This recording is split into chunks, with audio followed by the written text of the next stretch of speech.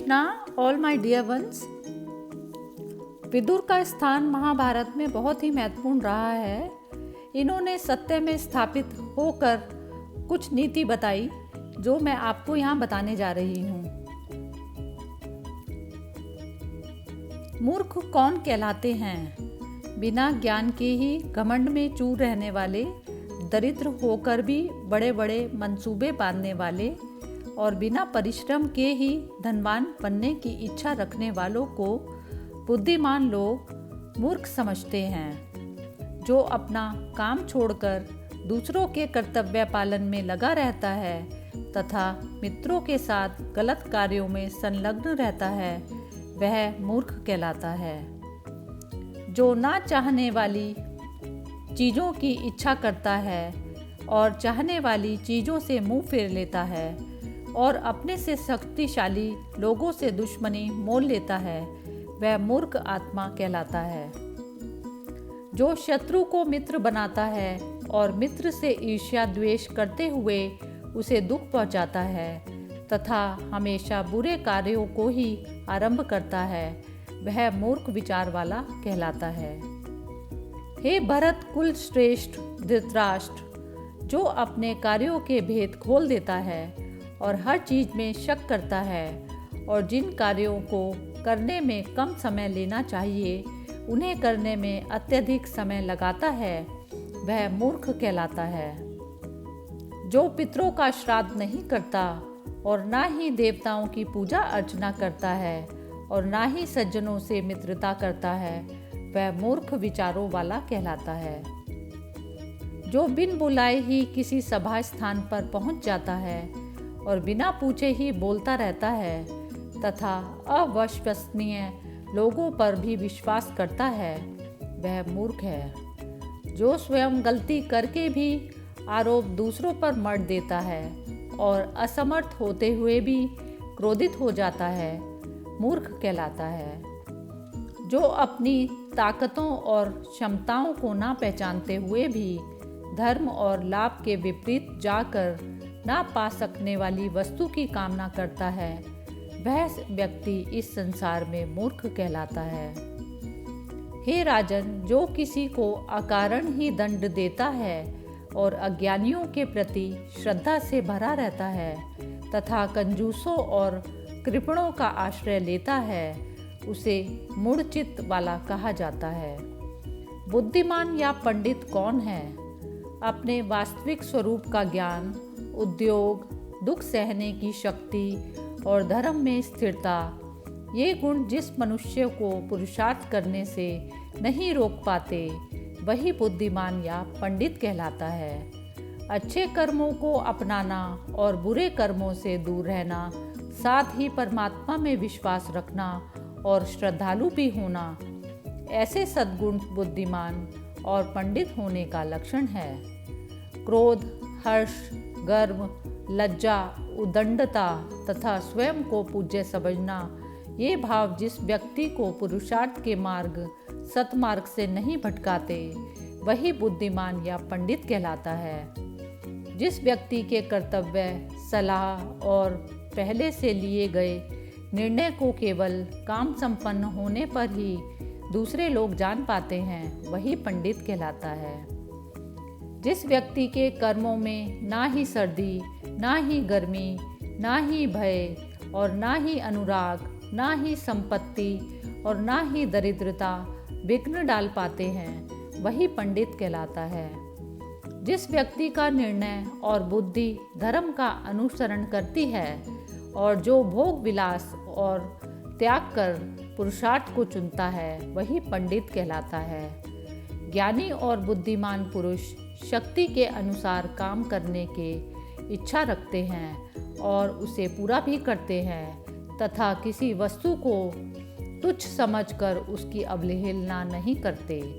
जो व्यक्ति किसी विषय को शीघ्र समझ लेते हैं, उस विषय के बारे में धैर्यपूर्वक सुनते हैं और अपने कार्यों को कामना से नहीं बल्कि बुद्धिमान से संपन्न करते हैं तथा किसी के बारे में बिना पूछे व्यर्थ की बात नहीं करते, वही पंडित कहलाते हैं। बुद्धिमान तथा ज्ञानी लोग दुर्लभ वस्तुओं की कामना नहीं रखते, ना ही खोई हुई वस्तु के विषय में शोक करना चाहते हैं तथा विपत्ति की घड़ी में भी घबराते नहीं हैं। जो व्यक्ति पहले निश्चय करके रूपरेखा बनाकर काम को शुरू करता है तथा काम के बीच में कभी नहीं रुकता और समय को नहीं गंवाता और अपने मन को वश में किए रखता है, वही पंडित कहलाता है। हे भारत कुल भूषण धृतराष्ट्र, ज्ञानी पुरुष हमेशा श्रेष्ठ कर्मों में रुचि रखते हैं और उन्नति के लिए कार्य करते व प्रयासरत रहते हैं तथा भलाई करने वालों में अवगुण नहीं निकालते। जो अपना आदर सम्मान होने पर भी फूला नहीं समाता और अपमान होने पर भी दुखी व विचलित नहीं होता तथा गंगा जी के कुंड के समान जिसके मन को कोई दुख नहीं होता, वह पंडित कहलाता है। जो व्यक्ति प्रकृति के सभी पदार्थों का वास्तविक ज्ञान रखता है, सब कार्यों के करने का उचित ढंग जानने वाला है तथा मनुष्यों में सर्वश्रेष्ठ उपायों का जानकार है, वही मनुष्य पंडित कहलाता है। जो निर्भीक होकर बात करता है, कई विषयों पर अच्छे से बात कर सकता है, तर्क वितर्क में कुशल है, प्रतिभाशाली है और शास्त्रों में लिखे गए बातों को शीघ्रता से समझ सकता है, वही पंडित कहलाता है। जिस व्यक्ति की विद्या या ज्ञान उसके बुद्धि का अनुसरण करती है और बुद्धि उसके ज्ञान का तथा जो भद्र पुरुषों की मर्यादा का उल्लंघन नहीं करता, वही पंडित की पदवी पा सकता है। जो अपने ऊपर आश्रित व्यक्तियों को बांटे बिना ही उत्तम भोजन करता है और अच्छा वस्त्र पहनता है, उससे बढ़कर क्रूर और कौन होगा। मनुष्य अकेले पाप करता है और बहुत से लोग उसका फायदा उठाते हैं और आनंद लेते हैं। आनंद लेने वाले और फायदा उठाने वाले लोग तो बचकर निकल जाते हैं, लेकिन पाप करने वाला ही दोष का भागी होता है और उसका फल अकेले ही भोगता है। किसी धनुर्धर द्वारा छोड़ा गया तीर हो सकता है किसी एक को भी मारे या ना मारे, लेकिन किसी चालाक द्वारा दी गई बुद्धि राजा के साथ साथ संपूर्ण राष्ट्र का विनाश कर देती है। एक यानी बुद्धि से दो यानी कर्तव्य और अकर्तव्य का निश्चय करके चार यानी साम दंड दाम और भेद से तीन यानी मित्र शत्रु और उदासीन को वश में कीजिए। 5 इंद्रियों को जीतकर 6 यानी संधि विग्रह यान आसन वैध भाव समश्रय रूप गुणों को जानकर तथा 7 यानी स्त्री जुआ शिकार मद्य कठोर वचन दंड की कठोरता और अन्याय से धन का उपार्जन को छोड़कर सुखी हो जाइए। जहर सिर्फ पीने वाले एक व्यक्ति को ही मारता है, शस्त्र भी जिस व्यक्ति पर छोड़ा गया है उसी को मारता है, लेकिन गलत सलाह सिर्फ राजा को ही नहीं बल्कि प्रजा का भी विनाश कर देती है। अकेले स्वादिष्ट भोजन ना करें और ना ही अकेले किसी बात का निर्णय या निश्चय करें। अकेले किसी रास्ते पर ना चलें और जब सभी संगे संबंधी सोए हों तो अकेले जागने से बचें। हे राजन, जैसे समुद्र पार करने के लिए नाव ही एक सहारा है, उसी प्रकार स्वर्ग पाने के लिए सत्य ही एकमात्र सीढ़ी है, किंतु आप धृतराष्ट्र इसे समझ नहीं रहे हैं। क्षमाशील व्यक्तियों में केवल एक ही दोष होता है, दूसरे किसी के दोष की भी संभावना नहीं होती, और वह दोष यह है कि ऐसे व्यक्तियों को लोग असमर्थ समझ लेते हैं। लेकिन क्षमाशील व्यक्ति का यह दोष नहीं मानना चाहिए, क्योंकि क्षमा बहुत बड़ा बल है। क्षमा असमर्थ व्यक्तियों का गुण तथा सामर्थ्यवान व्यक्तियों का आभूषण है। इस जगत में क्षमा वशीकरण मंत्र जैसा है। क्षमा से भला क्या कार्य सिद्ध नहीं हो सकता। जिसके हाथ में शांति रूपी तलवार है, उसका दुष्ट पुरुष भला क्या बिगाड़ लेंगे। घास से ईंधन से वंचित जगह पर आग अपने आप ही बुझ जाती है। क्षमाहीन व्यक्ति स्वयं को तथा दूसरों को भी दोष का भागी बना लेता है। केवल धर्म ही परम कल्याणकारक है। एकमात्र क्षमा ही शांति का सर्वश्रेष्ठ उपाय है। एक विद्या ही परम संतोष देने वाली है और एकमात्र अहिंसा ही सुख देने वाली है। पृथ्वी किन दो को खा जाती है? द्वामिमौ ग्रस्ते भूमि सर्पो विलाशयानिव राजानाम चा विरोद्वारम ब्रह्माणाम चा प्रवासिनम। बिल में रहने वाले चूहे आदि जीवों को जैसे सांप खा जाता है, उसी प्रकार यह पृथ्वी शत्रु से डटकर मुकाबला ना करने वाले राजा और प्रदेश ना जाने वाले ब्राह्मण इन दोनों को खा जाती है। किन कर्मों को करने वाला विशेष शोभा पाता है? द्वे कर्मणि नरे कुर्वन्स्मि लोके विरोचते अब्रुवन् पुरुषं किम चित्सतो नार्थयम् तथा। इन दो कर्मों को करने वाला मनुष्य इस लोक में विशेष शोभा पाता है। जरा भी कठोर ना बोलना और दुष्ट पुरुषों का आदर ना करना। कौन दो प्रकार के लोग दूसरों पर विश्वास करके चलने वाले होते हैं? द्वामिमौ पुरुषो व्याघ्र पर प्रत्ययकारिणौ स्त्रिय कामित कामन्यो लोके पूजित पूजकः। दो प्रकार के लोग दूसरों पर विश्वास करके चलने वाले होते हैं। इनका अपना कोई इरादा या इच्छा शक्ति नहीं होती। पहला, दूसरी स्त्री द्वारा चाहे गए पुरुष की कामना करने वाली स्त्रियां। दूसरा, और दूसरों द्वारा पूजे गए मनुष्यों की पूजा करने वाले मनुष्य। दो तीक्ष्ण कांटे द्वामिमौ कंटकौ तीक्ष्णौ शरीर परिशोषणौ यश्चाधना कामयते यश्च कुप्यत्यनीश्वरः।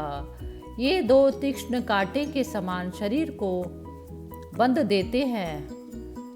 निर्धन होकर भी बहुमूल्य वस्तुओं की कामना रखना और असमर्थ होकर भी क्रोध करना। किन दो लोगों की शोभा नहीं प्राप्त होती? द्वावेव न विराजते विपरीतेन कर्मणा गृहस्थश्च निरारंभः कार्यवाच्ये विष्णुगा। ये दो लोग ही अपने विपरीत कर्म के कारण शोभा नहीं पाते।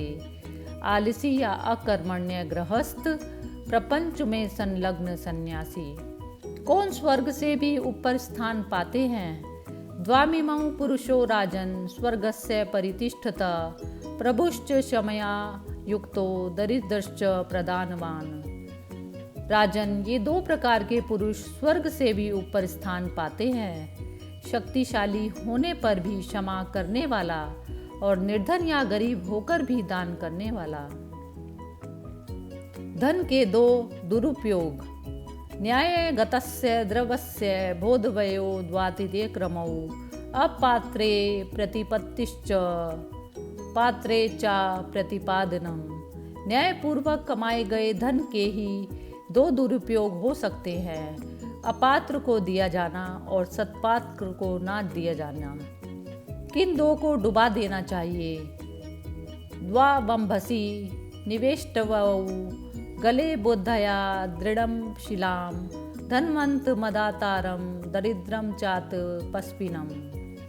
जो धनी होने पर भी दान न करे और दरिद्र निर्धन होने पर भी कष्ट सहन ना कर सके, इन दोनों प्रकार के मनुष्यों के गले में बड़ा व मजबूत पत्थर बांधकर पानी में डुबा देना चाहिए।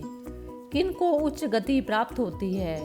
द्वामिमौ पुरुष व्याघ्र सूर्यमंडल भेदिनौ परिवार्डेयो युक्तश्च रणे चाभि मुखो हता। ये दो प्रकार के पुरुष सूर्यमंडल को भी भेद कर सर्वोच्च गति को प्राप्त करते हैं। योग युक्त सन्यासी और युद्ध में बहादुरी से लड़ते हुए वीर गति को प्राप्त योद्धा। किन परिस्थितियों में व्यक्ति को नींद नहीं आती? महाभारत युद्ध शुरू होने से पहले की बात है, जब हस्तिनापुर के दूत संजय पांडवों का संदेश लेकर आए थे और अगले दिन सभा में उनका संदेश सुनाने वाले थे। उसी रात महाराज धृतराष्ट्र बहुत व्याकुल थे और उन्हें नींद नहीं आ रही थी। तब उन्होंने महामंत्री विदुर को बुलवाया। कुछ समय पश्चात महामंत्री विदुर राजमहल में महाराज के सामने पहुंच गए। धृतराष्ट्र ने विदुर से अपने व्याकुल मन की व्यथा बताई और कहा कि जब से संजय पांडवों के यहाँ से लौट कर आया है तब से मेरा मन बहुत अशांत है। संजय कल सभा में सभी के सामने क्या कहेगा, यह सोच सोच कर मन व्यथित हो रहा है और नींद नहीं आ रही। यह सुनकर विदुर ने महाराज से महत्वपूर्ण नीतियों की बात कही और कहा कि जब किसी व्यक्ति, चाहे वह स्त्री हो या पुरुष, दोनों के जीवन में ये 4 बातें होती हैं, तब उसकी नींद उड़ जाती है और मन अशांत हो जाता है। ये 4 बातें कौन कौन सी हैं, आइए जानते हैं। पहली बात, विदुर ने धृतराष्ट्र से कहा, यदि किसी व्यक्ति के मन में काम भाव जाग गया हो तो उसकी नींदें उड़ जाती हैं और जब तक उस व्यक्ति की काम भावना तृप्त नहीं हो जाती तब तक वह सो नहीं सकता। काम भावना व्यक्ति के मन को अशांत कर देती है और कामी व्यक्ति किसी भी कार्य को ठीक से नहीं कर पाता। यह भावना स्त्री और पुरुष दोनों की नींद उड़ा देती है। दूसरी बात, जब किसी स्त्री या पुरुष की शत्रुता उससे अधिक बलवान व्यक्ति से हो जाती है तो भी उसकी नींद उड़ जाती है। निर्बल और साधनहीन व्यक्ति हर पल बलवान शत्रु से बचने के उपाय सोचता रहता है, क्योंकि उसे हमेशा यह भय सताता है कि कहीं बलवान शत्रु की वजह से कोई अनहोनी ना हो जाए। तीसरी बात, यदि किसी व्यक्ति का सब कुछ छीन गया हो तो उसकी रातों की नींद उड़ जाती है। ऐसा इंसान ना तो चैन से जी पाता है और ना ही चैन से सो पाता है। इस परिस्थिति में व्यक्ति हर पल छीनी हुई वस्तुओं को पुनः पाने की योजनाएं बनाता रहता है और जब तक वह अपनी वस्तुएं पुनः पा नहीं लेता तब तक उसे नींद नहीं आती। चौथी बात, यदि किसी व्यक्ति की प्रवृत्ति चोरी की है या जो चोरी करके ही अपने उदर की पूर्ति करता है, जिसे चोरी करने की आदत पड़ गई है, जो दूसरों का धन चुराने की योजनाएं बनाता रहता है, उसे भी नींद नहीं आती। चोर हमेशा रात में चोरी करता है और दिन में इस बात से डरता है कि कहीं उसकी चोरी पकड़ी ना जाए, इस वजह से उसे नींद नहीं आती। ये चारों बातें व्यवहारिक और हर युग में सटीक मालूम पड़ती हैं। महात्मा विदुर की बातों से आप भी अपनी सीख लेंगे और दूसरों को भी प्रेरित करेंगे। महात्मा विदुर जैसा धृतराष्ट्र को मिलने के बावजूद भी धृतराष्ट्र ने सही डिसीजन नहीं किया, तो सब कुछ आपके ऊपर ही निर्भर करता है। इसमें आपकी संकल्प शक्ति कितनी मजबूत है, वही काम आती है। जय श्री कृष्णा।